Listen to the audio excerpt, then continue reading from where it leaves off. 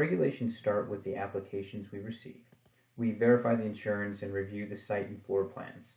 I think one positive thing about me being from the Building Code Bureau is that I'm extremely critical of means of egress systems. So I diligently check for exit, exit access, and even exit discharge. The way I interpret the 1124 is that anytime a customer gets to enter a site, a physical site, whether it's a structure or a temporary structure, there needs to be three exits. The only time two exits are permitted is in a stand, such as this one, that is not open to the public. If they have a stand like this and want to set tables up outside of it to create kind of an open air site, I require 14 feet from the displays to where parking is allowed.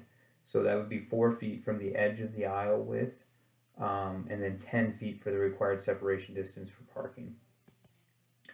There are checklists and examples of plans on our website where we reference code sections for what we require to be submitted, but I don't want to spend too much time on that. What we do in the office, you get the result of that via site plans and floor plans when you do your inspections. So just know that as long as the sites are set up to match what is on paper, a large portion of the 1124 should be met. If something small differs in the field from what has been approved, I don't necessarily need to review it again. An example would be like table arrangements. But if you're not comfortable making the call, you're more than welcome to send it back to me. So there are certain items that I just can't or just don't check for on paper, such as with flame breaks. I do check that flame breaks are marked on the plans, but I can't verify the materials they are made out of.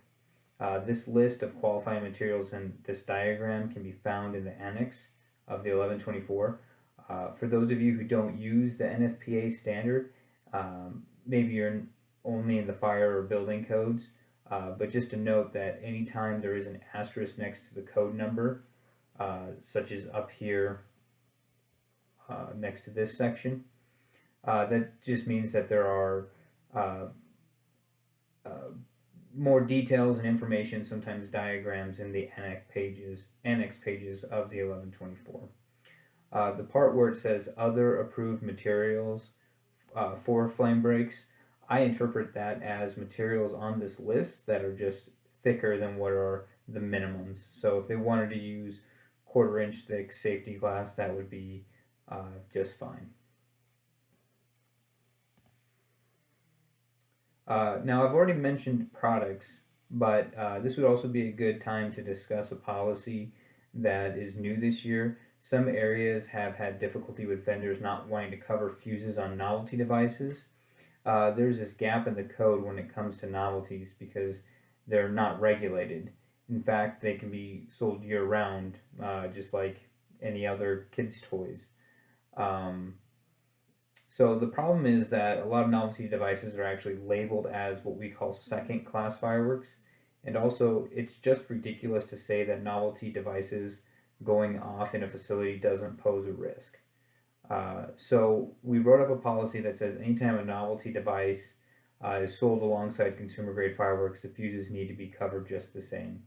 This can be accomplished just by taping the fuse or simply tucking it in the label. Now, a really good opportunity for enforcement is the sales of fireworks outside of the allowable license dates. This is usually a problem the weekend just before June 1st, so coming up here soon. A lot of big box stores are receiving their shipments the week before, and in the past they've put them out on the store floor over Memorial Day weekend. I think just about all these large big box stores operate under a limited quantity license. All of the Hy-Vee, Sam Clubs, and Tysons operate under a second class only limited quantity, and those are generally supplied by TNT. Phantom Fireworks does put up the displays in Menards, and those are first and second class fireworks, but also limited quantity. Now the 1124 says that in order to be considered an exempt amount, the retailer must have under the maximum permitted quantities on hand. And so I take that as in the building, facility, or store. so they can't have more in the back or just out of the customer's reach. We do have a few temporary sites that operate under the limited quantity license, and they just restock their facility from their storage, their temporary storage, which would be fine because the storage would be separated from the retail sales site. Now, this year, I don't believe the staffing levels are allowing us at the state level to conduct all of the limited quantity sites, but locals who do can still be reimbursed for the inspection. It would be a good thing to still check out limited quantity sites to verify the products being sold match the issued license and no more than the allowable quantities are on hand. Non-sprinkler buildings, the maximum allowable quantity of pyrotechnic composition is 125 pounds or an overall product weight of 500 pounds. We're told that that is equivalent to about one pallet worth of product. In a sprinklered building, those numbers get doubled. Okay, so my next topic for discussion is storage. Now, there's a big gaping hole in the 1124 when it comes to storage, specifically temporary storage. Chapter 6 of the 1124 does mention storage, but it actually is specific to storage at manufacturing and distribution centers and not retail sales locations. So this leaves two big gaping holes that I try to move vendors away from during the review. The first is there isn't a clear separation requirement for temporary storage outside of permanent retail locations. The code says that permanent consumer fireworks retail sales facilities shall be separated from adjacent permanent buildings and structures in accordance with the table that's listed. And there is no clear guidance through the annex on this. So does it mean permanent buildings and permanent structures or just any structure? What is considered a structure? Is a trailer a structure? What about a vehicle? It just isn't clear. I've interpreted this section kind of loosely and see a structure as something like a gazebo or a carport.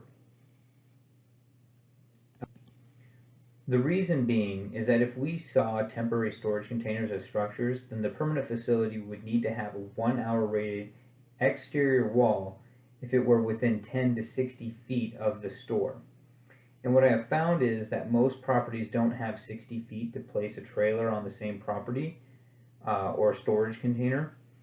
This results in attempts to move the storage into the facility, and that's just because if a person has to build a fire barrier, a lot of times they're thinking it's easier to put one up in the store and create a rated closet as opposed to turning an exterior wall into a rated barrier. And there's all sorts of issues with intersecting walls and continuity and all that. So if I can get them to move their storage outside the facility, I think that's just safer for the public coming in. This does result in designs that have storage containers right next to the permanent retail facilities, but I usually encourage 20-foot separation that's required for tents and stands, and I haven't really had any kickback with that so far. The other hole, which is quite serious actually, is that there are no separation requirements for temporary storage in any other neighboring buildings, whether that be a permanent or temporary site. And so I have reviewed plans, and this usually happens in a small town where the tent was maybe appropriately placed on a vacant lot. But they show the temporary storage 5 feet away from a house at the back of a lot. Fortunately, the guy didn't argue with me and move the container, but had he insisted, I would have had no choice but to still issue the license with, for all I know, storage right outside of some kid's bedroom. So these are just some things to think about when those of you at the local level have the opportunity to influence local ordinance. One quick thing I want to mention from the code is the big numbers, and all these pertain to permanent sites. So the numbers to remember are 3,000, 6,000, and 8,000. At 3,000 square feet, the facility requires a public notification system. At 6,000 square feet, the facility requires a full NFPA 13 system. and at 8,000 square feet, the building needs to be non-combustible construction. Now, the code actually says the buildings and not just the retail sales area. This is important because it doesn't matter to me whether the actual retail space is 300 square feet or 3,000. It will need a public notification system if the building itself is 3,000 square feet. We do our best to review these systems in new construction, and I've been requesting inspection reports for new sites that have existing structures with these existing systems in them. There are only a few of them this big out there, and they don't generally operate under a retail quantity license. There is a brand new building that was just built in New Virginia, just under the 6,000 square feet because of the requirements for sprinkler systems.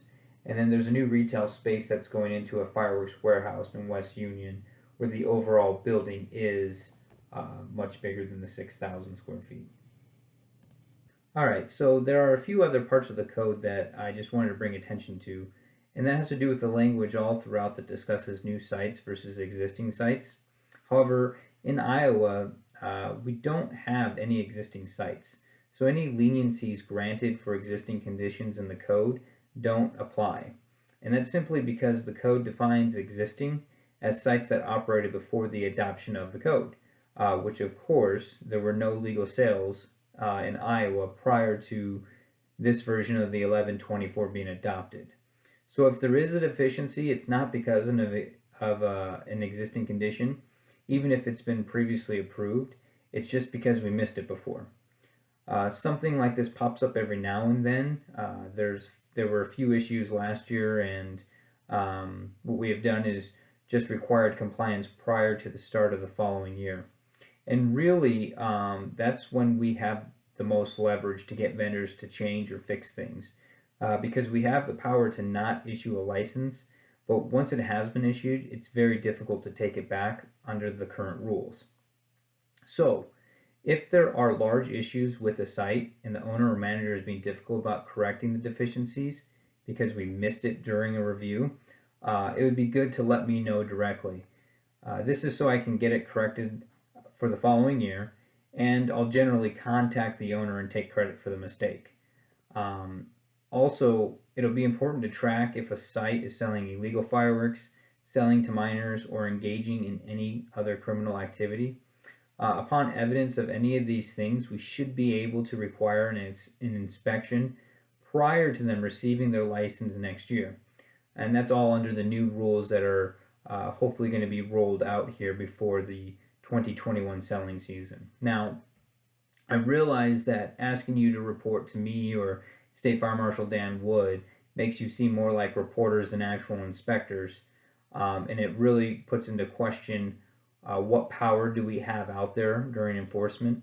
But I truly believe that the inspection is the most critical part of the fireworks licensing program.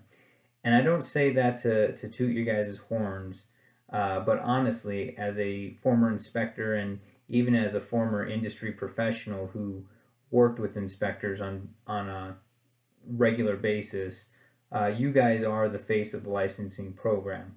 To vendors, to managers, to owners of fireworks operations, us folks in the office are just the ones that sends words in an email.